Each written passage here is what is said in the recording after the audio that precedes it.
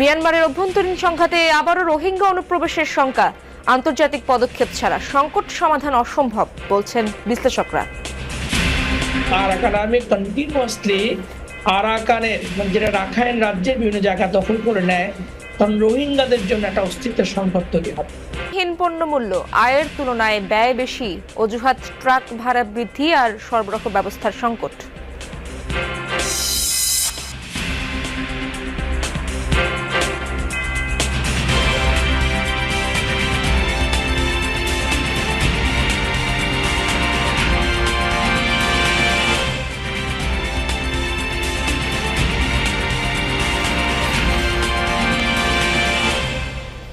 আমন্ত্রণ যমুনা নিউজে, আপনাদের সঙ্গে আছি আমি ইশরাত জাহান।